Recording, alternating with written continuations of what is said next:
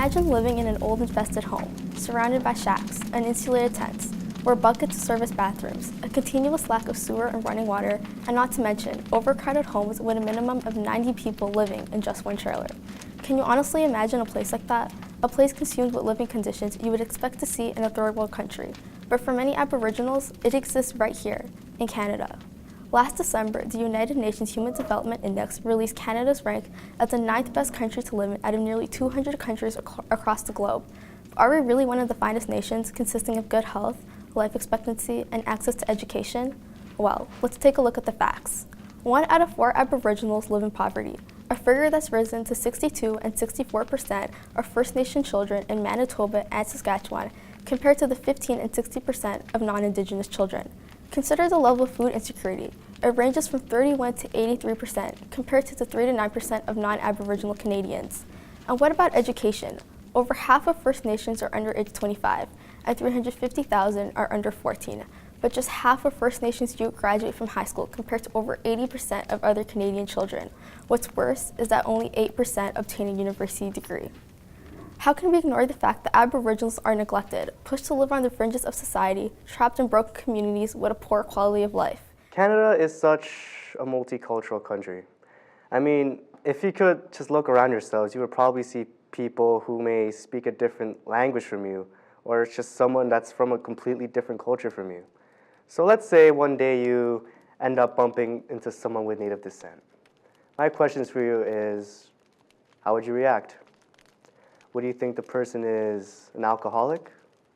Would you think the person is lazy? Would you think the person lives on reservations? I mean, to be honest, a lot of people will actually believe these stereotypes are actually true.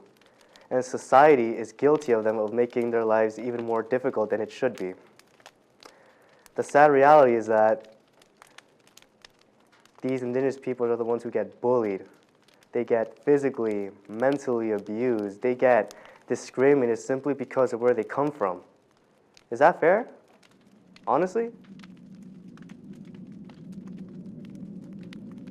Following the official closing of residential schools in 1996, 80,000 residential school survivors are alive today, but were left with a new obstacle in front of them: to continue on living with the life they managed to hold on to and the journey for a new home, family, and future. Many survivors went on to a life full of trauma from the devastating aftermath of history. They were left scarred and haunted from years of abuse and rape from the residential schools. For many survivors, the residential school trauma went on not only to affect them, but their children and loved ones. Being away from their parents for long periods of time prevented them to learn valuable parenting skills and what it takes to become loving parents, and the difficulty of expressing parental love to their children. Years of abuse and neglect that survivors suffered resurfaced in their own relationships, ending with the abused becoming the abuser. The consequences of physical, emotional, and sexual abuse produced generations of broken children and continued to be felt in each generation. As parents struggled with the trauma of their own experiences, they remained powerless to interact, help, and be there for their kids as parents should be. In order to deal with the trauma, some survivors may even look towards substance abuse, gambling, alcohol, and unfortunately even suicide. These things not only have an effect on the individual but the community as well, since elders are looked upon by the young. As a result, Aboriginal communities have high rates of substance abuse, crime, violence, and even suicide. Today, Aboriginal communities and individuals are still in the process of healing. The trauma from the residential schools left on the survivors includes feelings such as shame, self-hatred, racism, isolation, and fear of authority. Not only that, the trauma cost the Aboriginal community the loss of cultural history, traditions, and identity. Understanding the impact the residential schools had is critical to addressing the challenges of the Aboriginal people today and helping their healing process from this unfortunate part of history. It is estimated that over 150,000 Indian, Inuit, and Métis children attended residential schools in Canada during that time.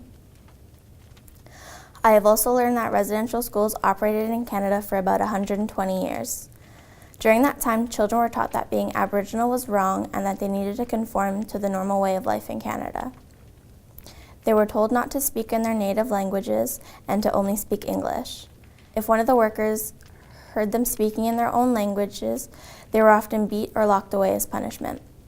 The children that attended residential schools were often emotionally, mentally, physically, and sexually abused. Canada is such a diverse country, but I feel like there is still so much that we can do for the Native people who had to live through the horrors of the residential school system.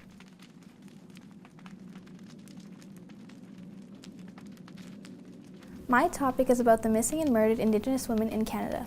The reason for specifically choosing this topic was because I am a young woman who is concerned about the mistreatment and deaths of these innocent lives. This issue impacts all women, regardless of whether they're First Nation, Métis, Inuit, or non-Indigenous.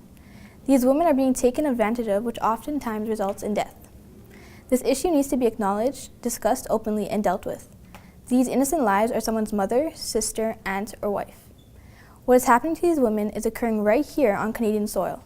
Canada has all the means to resolve this tragic issue, but has not done so yet.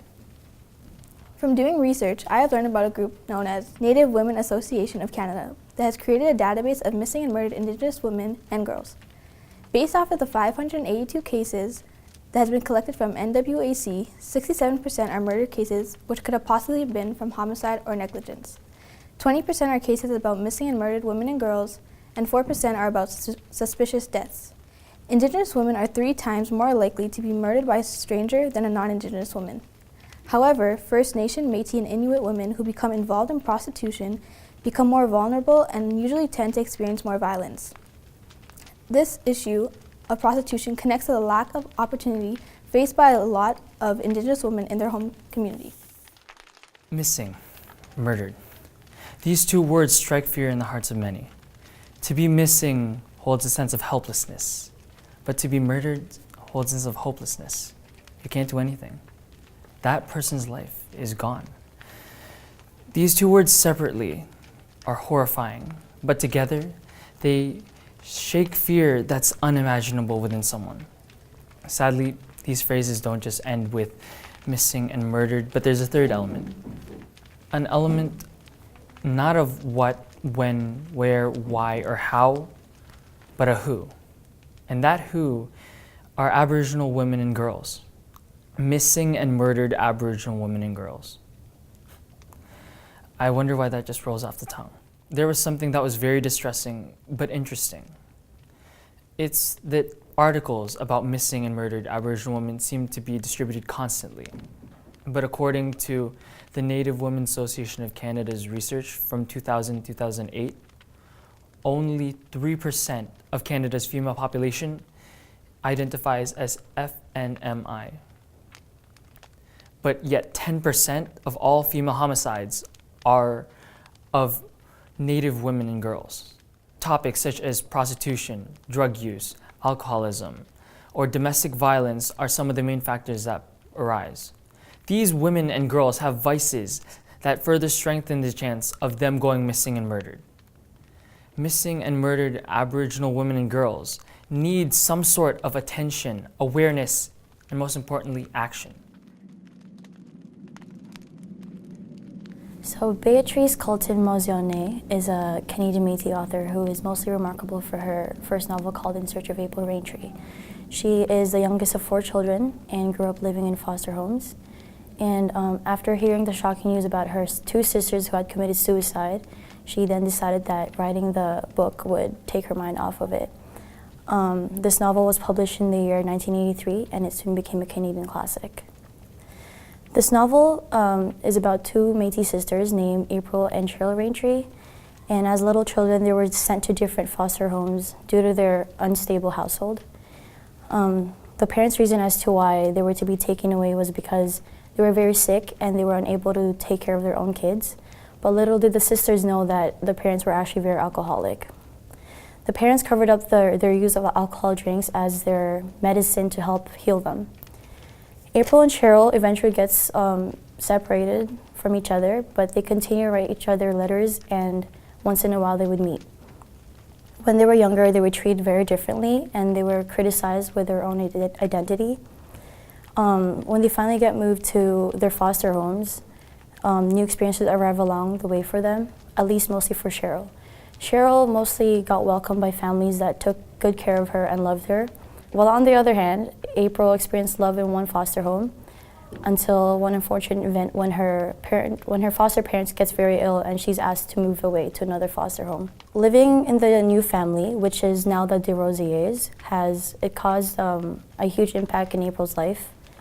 She never gets treated right in the household. She never gets the freedom of speech to stand up for herself. And until one day when she's had enough of all the criticism she's received and the negative people around her. Her experience in their household had caused her to be a stronger woman for herself and for her little sister Cheryl. But at the same time, she was also ashamed of her own identity as a Métis. She wishes to be a white person and she wishes to be included in that society. She uses her white, fair skin to convince other people that she is white.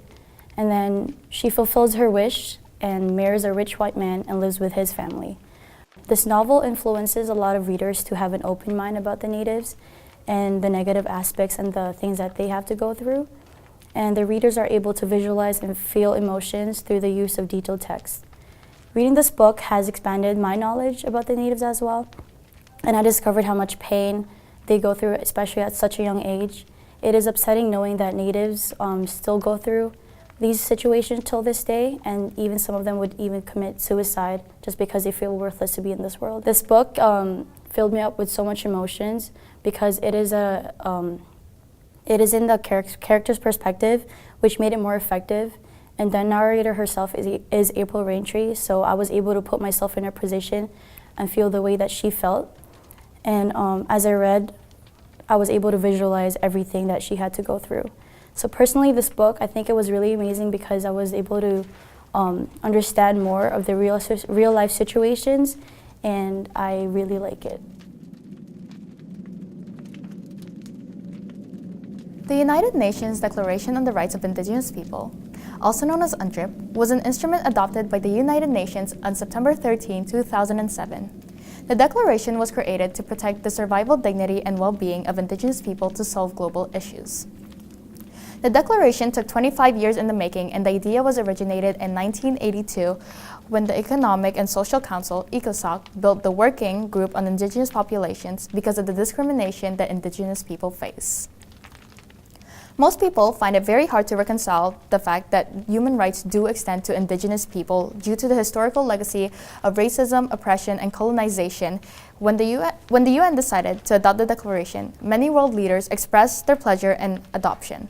According to Secretary General Ban Ki-moon, it was a historical moment when the UN member states and the Indigenous people have reconciled their painful histories and resolved to move forward together on the oath of human rights, justice, and development for all. Indigenous people all over the world have been fighting for a very long time to be recognized as distinct people and the right to run their own lives and determine their own future. This is where UNDRIP comes in and recognizes the rights Indigenous people would like to have. UNDRIP consists of 7 things, and they are: 1. Language, cultural, and spiritual identity. 2. Life and security. 3. Foundational rights. 4. Education, information, and employment. 5. Participation, development, economics, and social rights. 6. Rights to the country and to our knowledge. And 7. Self-governance. The following rights that Indigenous people seek. Indigenous people want to be recognized for who they are. This means that they want their language, cultural, and spiritual identity to be acknowledged and recognized. They would like to enjoy and pass on to their children their histories, languages, cultural traditions, spiritual practices, and everything that makes them who they are. Secondly, Indigenous people want self-determination. Self-determination relates a lot to autonomy. Indigenous people want to be able to participate in the development, economics, and social rights inside the country in which they were the original inhabitants of. Third, Indigenous people want to be able to live their lives just like any other human being on this planet. This means being able to enjoy the same rights as everybody else without any kind of discrimination. They would like to be treated as equals and to be granted the right to enjoy having the freedom of expression and religion.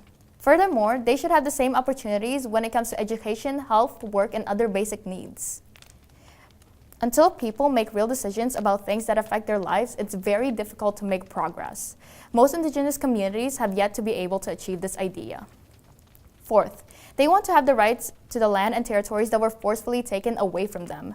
Indigenous people are the original inhabitants of that land. Through the hard work of many Indigenous people, the Declaration was made into a reality. And I have learned that we have to care enough to reimagine and remake our world into an extraordinary nation. To make a better society, we must put creativity over impossibility, kindness over hate, solidarity over individualism, and love over everything else. In the lessons I've learned through UNDRIP, I believe that we finally have the opportunity to make things right between our relationship with Indigenous people all around the world. This is an invitation offered by the Declaration itself, and it promises to bind Indigenous and non-Indigenous people together.